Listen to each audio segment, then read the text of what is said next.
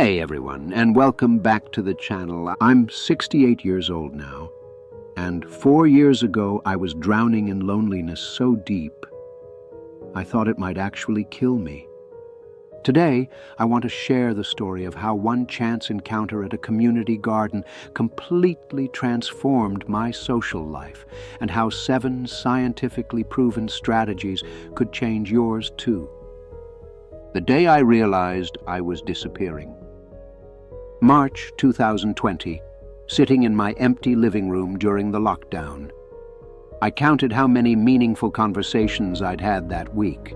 The answer was 0. Not just small talk with the grocery clerk. I mean real conversations where someone actually cared about what I had to say. My wife had passed away 6 months earlier.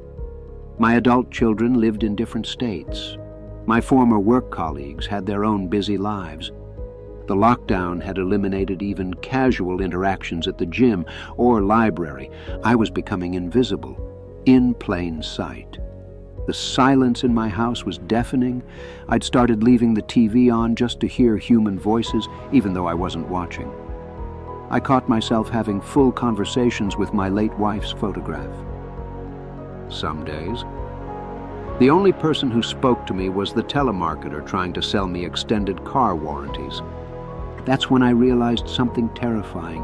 I was dying of loneliness, literally. I'd read the studies showing that chronic loneliness increases your risk of early death by 50%, equivalent to smoking 15 cigarettes a day. But I never thought it would happen to me. I felt like I was fading away, one silent day at a time. That's when I met Margaret and discovered there was actual science behind beating loneliness. Margaret's garden revolution. Margaret was the 71-year-old woman I literally bumped into at the community garden in May 2020, when restrictions finally lifted.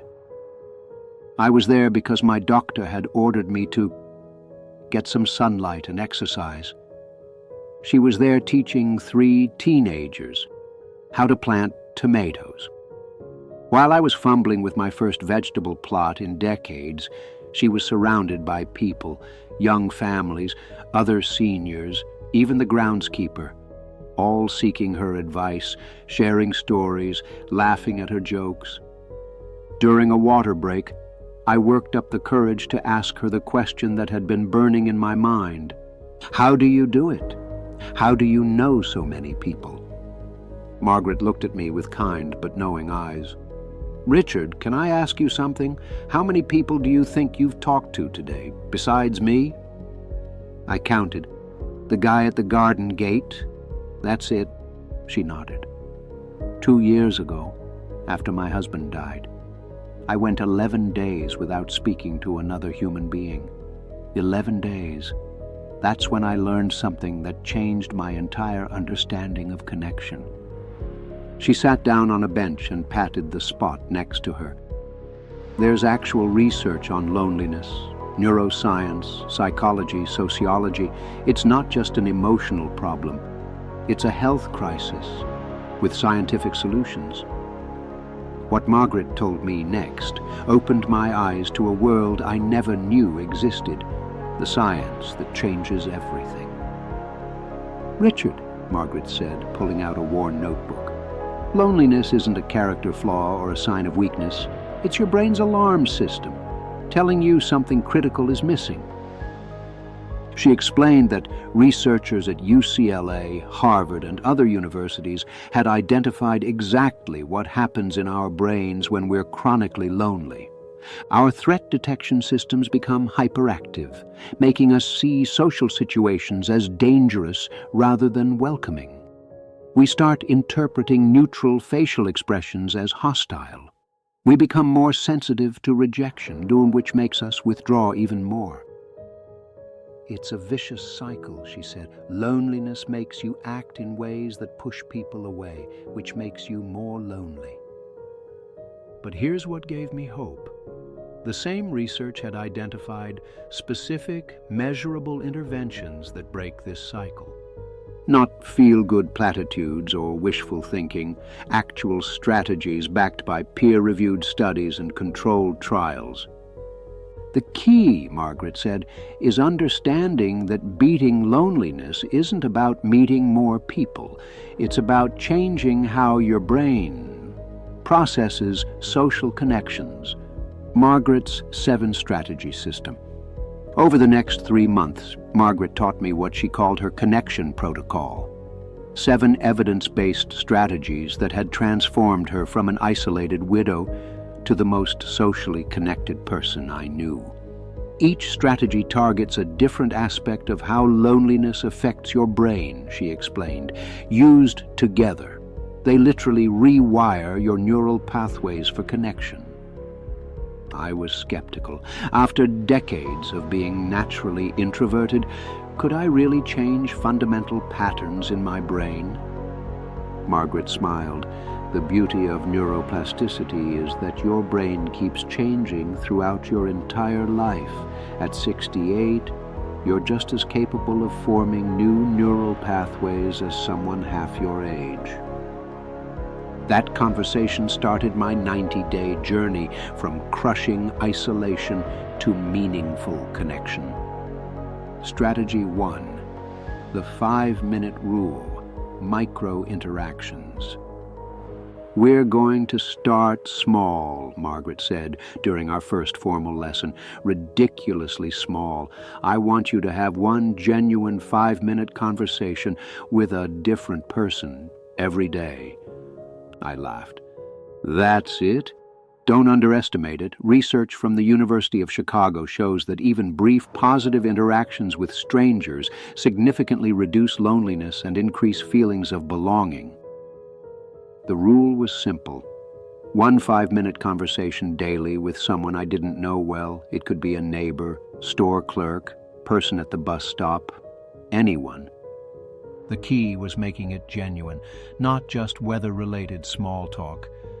Days 1 to 7, the grocery store experiment. My first week was humbling.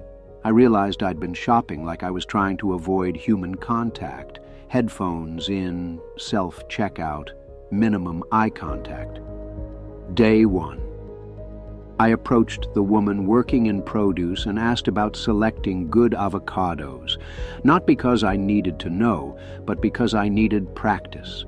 That 5-minute conversation taught me she'd been working there for 12 years, had 2 grandkids, and grew her own herbs at home. By day 7, I'd talked to a mail carrier about his retirement plans, a dog walker about her rescue animals, and a teenager at the library about the book he was reading. The change was subtle, but real. Instead of moving through the world like a ghost, I was beginning to feel like I existed in other people's awareness. Strategy 2, purpose-driven volunteering. Random volunteering doesn't work, Margaret explained during week 2. But volunteering that matches your values and skills, that creates deep connections. She showed me research from the Corporation for National and Community Service, proving that older adults who volunteer show significant improvements in social connections and mental health, but only when the volunteer work aligns with their personal sense of purpose. What mattered most to you during your working years? She asked. I thought about my 35 years as a high school history teacher. Helping young people understand that their stories matter, that history isn't just dates and facts. It's about real people making difficult decisions. Margaret's eyes lit up. Perfect. There's your volunteer match. Finding my purpose match. Instead of signing up for random volunteer opportunities, I researched organizations that specifically needed help with youth education and storytelling. I found 3 possibilities. A local historical society that ran school programs, a literacy program for at-risk teenagers, a community college offering history tutoring. I chose the Historical Society because it combined my teaching experience with community storytelling. Within 2 weeks, I was helping design educational programs about our town's history for middle school students. The magic wasn't just the work itself. It was working alongside people who shared my values. The other volunteers were passionate about education, community history, and helping young people. Our shared purpose created instant common ground for friendships. Research from the University of Michigan backs this up. Volunteers who choose roles aligned with their values report significantly stronger social connections than those who volunteer randomly. Strategy 3. Structured social learning. Your brain craves novelty and growth, Margaret said during week 4, but it also needs structure and predictability. The solution is learning something new in a group setting. She pointed to neuroplasticity research from Stanford, showing that older adults who engage in structured learning with peers experience measurable increases in social confidence and relationship formation. The key is choosing something slightly challenging that requires interaction with others. I'd always been curious about photography, but intimidated by modern digital cameras. Margaret helped me find a senior photography group that met weekly at the community center, the Photography Group Discovery. What I discovered surprised me. Learning photography wasn't just about cameras and composition. It was about seeing the world through other people's eyes, literally. Each week, we'd share our photos and discuss what we'd captured. I learned that Betty saw beauty in architectural details I'd never noticed. Tom captured wildlife with patience I admired. Sarah found fascinating patterns in everyday objects. These shared learning experiences created natural conversation starters. We'd spend as much time talking about the stories behind our photos as discussing technical camera settings. The group became a social anchor. Every Tuesday at 10 a.m. I knew I'd spend 2 hours with people who were excited to see what I'd created, curious about my progress, and generous with encouragement. Research from the MacArthur Foundation confirms this. Structured learning environments create what psychologists call weak tie relationships, not intimate friendships, but regular, positive, social connections that significantly reduce feelings of isolation. Strategy 4. Intergenerational connections. One of the biggest mistakes older adults make, Margaret said, is only trying to connect with other seniors. Research shows that intergenerational relationships are particularly powerful for reducing loneliness. She cited studies from Stanford's Center on Longevity demonstrating that older adults with regular contact across age groups report higher life satisfaction and stronger sense of purpose. But here's the key. You need to bring value to younger generations, not just receive it. I thought about what I could offer. My teaching background meant I was comfortable with different age groups, and my historical knowledge might interest people curious about the past. The mentorship program. I signed up to be a mentor through SCORE, the nonprofit that pairs experienced business people with young entrepreneurs. Even though I'd been an educator rather than business owner, my experience managing school departments and budgets qualified me to help. My first mentee was Maria, a 28-year-old starting a tutoring business. Our monthly meetings grew into genuine friendship as I helped her navigate business planning. While she taught me about social media marketing and modern business tools, what surprised me was how much energy I gained from these interactions. Research explains this.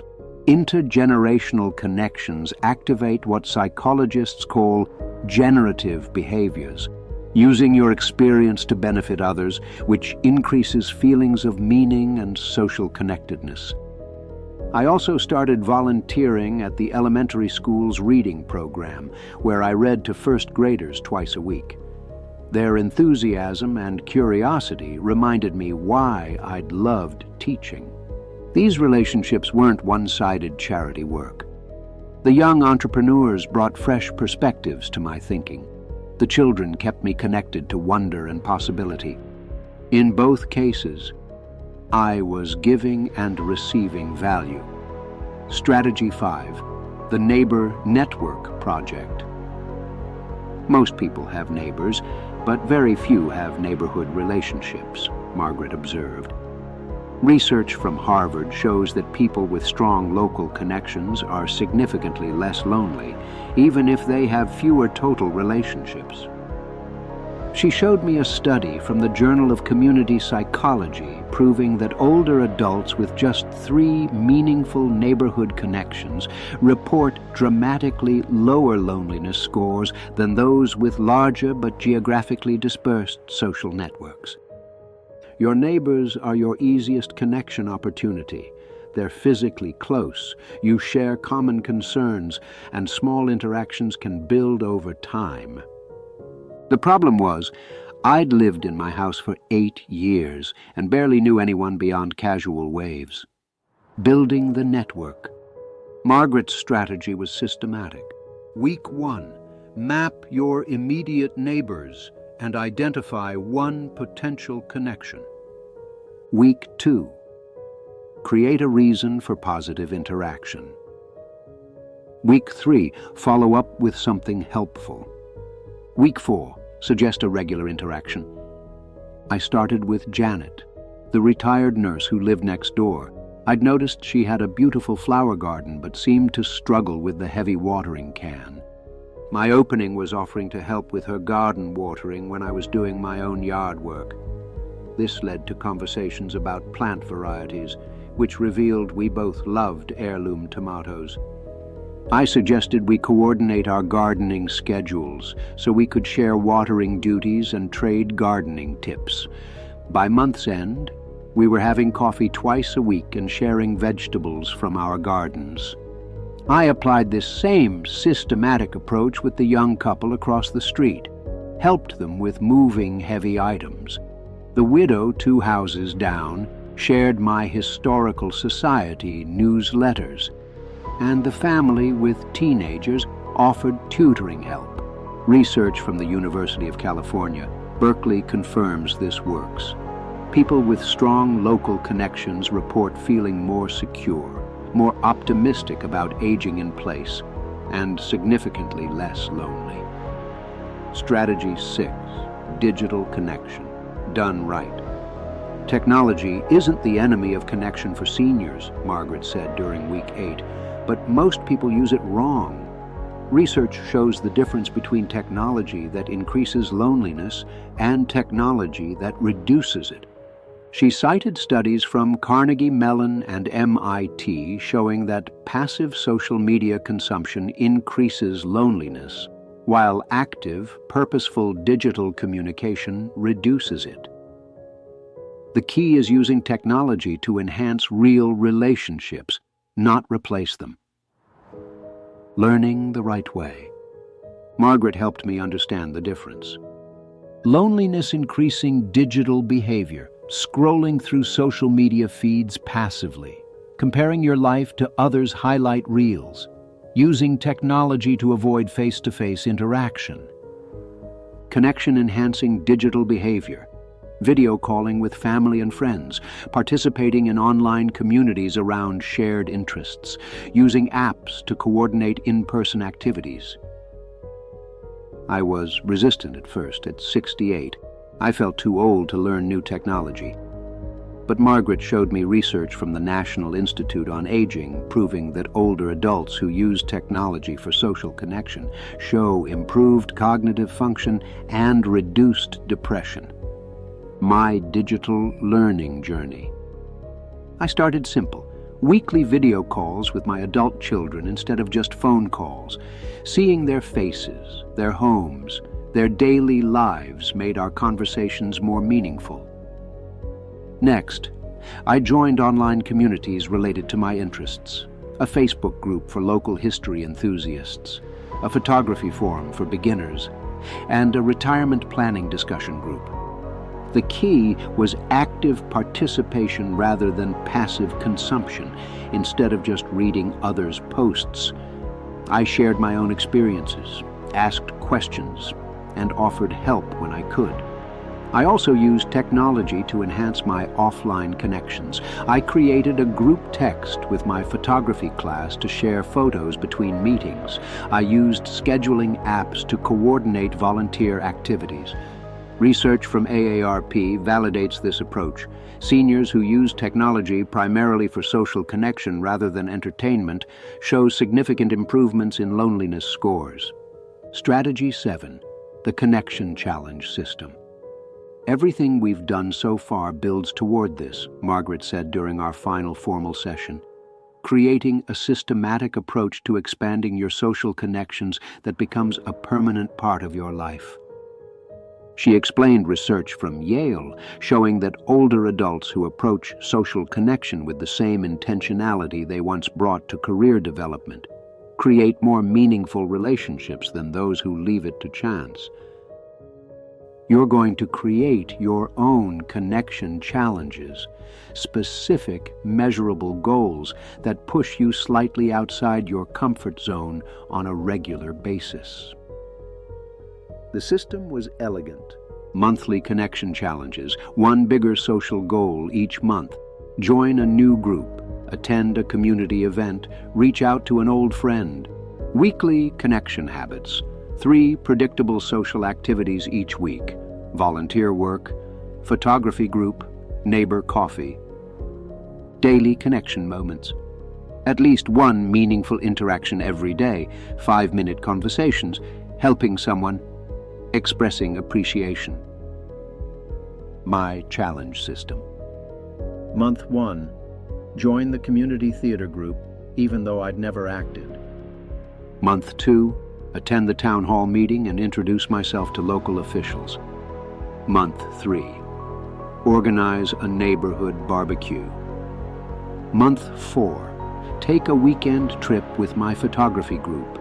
The monthly challenges pushed me into new social situations. The weekly habits provided social stability. The daily moments kept me practicing connection skills. Research from the University of Pennsylvania confirms this approach. People who set specific social goals and track their progress show greater improvements in loneliness reduction than those who simply try to be more social. The 90-day transformation. By day 90 of following Margaret's system, my life looked completely different. Before, days could pass with no meaningful human interaction. After, I had at least 3 substantive conversations every day. Before, weekends stretched endlessly with no social plans. After, I had to choose between multiple social opportunities. Before, I felt invisible and irrelevant. After, multiple people depended on me and valued my contributions. Before, I dreaded holidays and special occasions. After, I had invitations to multiple celebrations. Before, my phone never rang except for spam calls. After, I had regular check-ins with friends, family, and activity partners. The change wasn't just about quantity of relationships, it was about quality of daily experience. Instead of moving through life feeling disconnected and invisible, I felt engaged and valuable. The neuroscience that explains everything. 3 months after starting Margaret's system, she shared the research that explained why it had worked so well. Your brain changed, she said simply, literally, measurably changed. She showed me studies from UCLA's loneliness research showing that people who consistently practice social connection strategies show measurable changes in brain structure. Decreased activity in the threat detection system, increased activity in areas associated with empathy and social reward, improved connectivity between regions that process social information, reduced inflammation markers associated with chronic loneliness. The most amazing part, Margaret said, is that these changes continue throughout your entire life. Your 68-year-old brain is still creating new neural pathways for connection. This wasn't just about feeling better. It was about measurable brain changes that improved my physical health, cognitive function, and emotional resilience. The physical health revolution. 6 months after starting the Connection Protocol, my annual physical revealed changes that shocked my doctor. Blood pressure had dropped 15 points. Chronic inflammation markers were significantly lower. Sleep quality had improved dramatically. Cognitive test scores were higher than the previous year. Depression screening showed marked improvement. My doctor asked what medications I'd started taking when I explained about the social connection work. She nodded knowingly. We're seeing more research on this every year. Social connection is as powerful as medication for many health outcomes. She cited studies from Harvard School of Public Health showing that people with strong social connections live longer, have stronger immune systems, and show slower cognitive decline than socially isolated peers. The health improvements weren't coincidental. They were direct results of reduced loneliness activating my body's natural healing systems. Common obstacles in scientific solutions. Over the past 4 years, I've helped dozens of other seniors implement Margaret's system. Here are the most common obstacles and the research-based solutions. I'm too old to make new friends. Research from Stanford shows that older adults form friendships just as easily as younger people when given proper opportunities. The key is shared activities and regular contact, both of which Margaret's system provides. I've never been good with people. Social skills improve with practice at any age.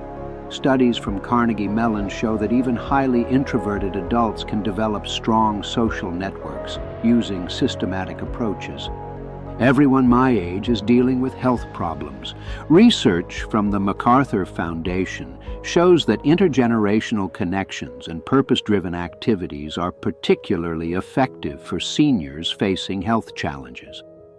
I don't want to be a burden. The most effective connections are reciprocal. Margaret's system emphasizes bringing value to others, not just receiving support. The community impact. What started as personal loneliness reduction has become something larger. The connections I've built have created ripple effects throughout my community. The Historical Society programs I helped develop now serve 3 local schools. The neighborhood network I started has expanded to include 12 families. The photography group I joined has grown from 6 to 18 members. Research from Harvard School of Public Health explains this phenomenon. Strong individual social connections strengthen entire community networks, creating what researchers call social contagion of positive relationships. When one person breaks out of isolation, it makes connection easier for everyone around them. Margaret's legacy lesson. Last year, Margaret's family moved her to assisted living due to advancing arthritis. I was devastated. She'd become like family to me. But Margaret taught me one final lesson about connection and aging. "Richard," she said during our last garden visit, "the system works even when circumstances change. Watch." Within 3 months at her new residence, Margaret had become the social connector there. She started a storytelling circle, organized intergenerational visits with local school children, and created a buddy system for new residents. "The strategies adapt," she told me during a video call. "Your capacity for connection doesn't diminish with age. It just needs different expressions." Even in her new environment, dealing with physical limitations, Margaret demonstrated that the neural pathways for connection she'd developed remained strong and adaptive. The science of aging and connection. Recent research from the National Institute on Aging has revealed something remarkable. Social connection becomes more important for health and longevity as we age, not less. Studies show that after age 65, social isolation has health impacts equivalent to smoking 15 cigarettes per day, consuming excessive alcohol, being obese, living a sedentary lifestyle. But the flip side is equally powerful. Seniors with strong social connections show 50% reduced risk of dementia, lower rates of cardiovascular disease, stronger immune system function, better recovery from illness and surgery, higher life satisfaction and sense of purpose. This isn't about nice-to-have social pleasures. It's about fundamental health requirements. Your scientific action plan, if this resonates with you. Here's your research-based starting plan. Week 1. Implement the 5-minute rule. 1 genuine conversation daily with someone you don't know well. Week 2. Research volunteer opportunities that match your values and skills. Sign up for one. Week 3. Find one structured learning opportunity in your community, register and attend. Week 4. Identify one potential intergenerational connection opportunity. Take the first step. Month 2. Begin building your neighbor network. Identify 3 neighbors and create positive interactions. Month 3. Learn one new technology tool for social connection. Practice using it actively, not passively. Month 4. Design your personal connection challenge system. Set monthly, weekly, and daily social goals. Remember, this isn't about personality change or forcing yourself to be extroverted. It's about using scientific strategies to help your brain form the connections it needs for health and happiness. The measurement that matters. Margaret taught me to track my progress not just by feelings, but by measurable outcomes. Number of meaningful conversations per week. Variety of social settings you participate in, balance of giving and receiving support, quality of sleep and physical energy, sense of purpose and forward-looking goals. These metrics help you see progress even when emotional changes feel subtle. The letter to my lonely self. If I could write to myself 4 years ago, sitting alone in that silent house, I'd say, Richard, your loneliness isn't a personal failing or inevitable part of aging. It's a solvable problem with scientific solutions. Your brain is capable of forming new connections at 68, just as it was at 28. The skills you need can be learned. The opportunities exist in your community right now. The research proves that meaningful change is possible at any age. Don't wait for someone else to reach out to you. Take the first step, however small. That first 5-minute conversation will lead to another, which will build confidence for a volunteer opportunity, which will create friendships, which will transform how you experience every single day. Most importantly, you have value to bring to others. Your experience, wisdom, and perspective matter. Approaching connection as mutual exchange rather than one-way need makes all the difference. The Sunday dinner revelation. These days, I host Sunday dinners at my house most weekends, not because I'm related to all these people, because I've learned that chosen family can be just as meaningful as biological family. Last Sunday's dinner included Janet and Tom from my neighborhood network, Maria, my former mentee, and her husband, 2 friends from photography group, Sarah from the Historical Society, my grown son visiting from out of state. As I watched this diverse group of people sharing story, laughing, and genuinely caring about each other's lives, I realized something profound. Loneliness had taught me the value of connection in a way that constant companionship never could. The final research finding. Recent studies from Harvard's study of adult development, the longest-running study on human happiness, have confirmed what Margaret taught me 4 years ago. Good relationships keep us happier and healthier throughout our entire lives, not just marriage or family relationships, but the full ecosystem of human connections, friends, neighbors, colleagues, mentors, and community members. The research shows that people who invest in relationships in their 60s and 70s are not just happier, they maintain cognitive function longer, recover from illness faster, and live longer lives. But here's the key finding. It's never too late to build these relationships. The brain's capacity for connection doesn't diminish with age when given proper opportunities and systematic approaches. Your connection future. The 7 strategies that transformed my life from crushing loneliness to rich community aren't magic. They're applied neuroscience. They work because they align with how human brains actually form and maintain social bonds. You have everything you need to begin: a lifetime of experience to share, skills developed over decades, and a brain capable of forming new neural pathways for connection. The research is clear, the strategies are proven, the community opportunities exist. The only question is whether you'll take that first small step.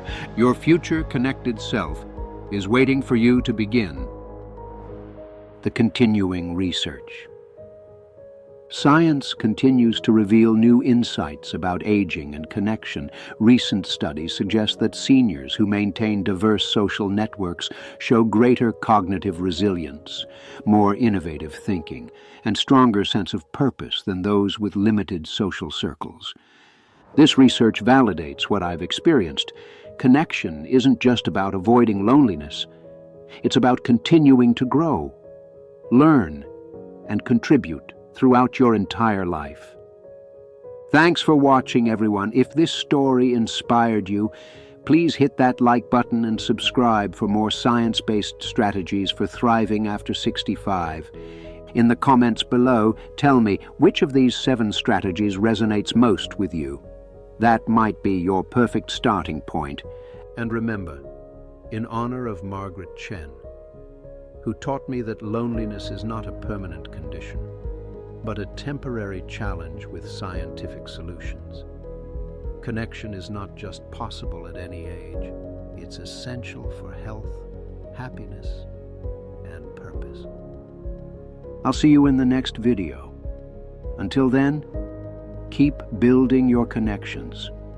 Your community is out there, waiting to meet you.